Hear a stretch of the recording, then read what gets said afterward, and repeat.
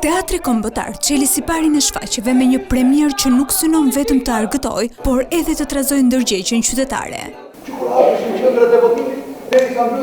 Komedia satir kabare 24 orë nga jeta e një votuesi erdhi për herë të parë për publikun të martë në mbrëmje duke sjellë në skenë një pasqyrë të mprehtë të realitetit shqiptar mes humorit, ironisë dhe reflektimit. Në regjinë e Driada Dervishit, vepra ndërton një rrëfim që shtrihet përtej një dite të vetme, një 24 orësh që simbolizon 35 vite tranzicion shqiptar. Që në minutat e para, publiku përballet me pyetjen thelbësore, çfarë peshe ka vota dhe si kthehet ajo shpesh në një zakon pa reflektim.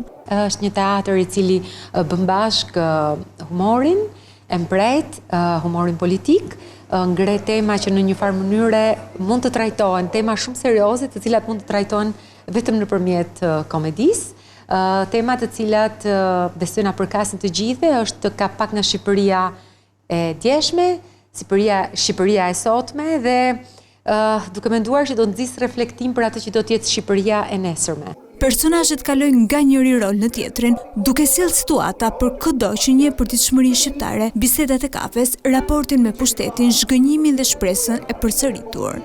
Një nga rolet që spikat është ai i Zamira Kitës, e cila me ngjyrat karakteriale e afron edhe më shumë publikun me historinë në skenë.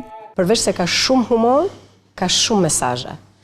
Dhe ajo që është më e rëndësishme është që ne dëshirojmë që publiku të marrë mesazhin kryesor që të gjithë duhet votojmë, të gjithë duhet vendosim së bashku për fatet tona. Pastaj se si ka ecur politika në gjithë këto vite të tranzicioni, por edhe që nga koha e monizmit, kjo është tjetër gjë hapasapi do të shikohet në shfaqje. Gjithçka trajtohet me humor. Ka momente që do të qeshin me të madhe, ka momente që do të mendohen. Jam e sigurt për këtë. 24 orë nga jeta e një votuesi nuk kërkon duar trokitet e çastit, por një mendim që të shoqëron edhe pas daljes nga salla. Shfaqja do të vijojë të luhet për publikun deri më 18 janar, çdo mbrëmje në orën 20 në skenën e Teatrit Kombëtar pranë Arturbinës.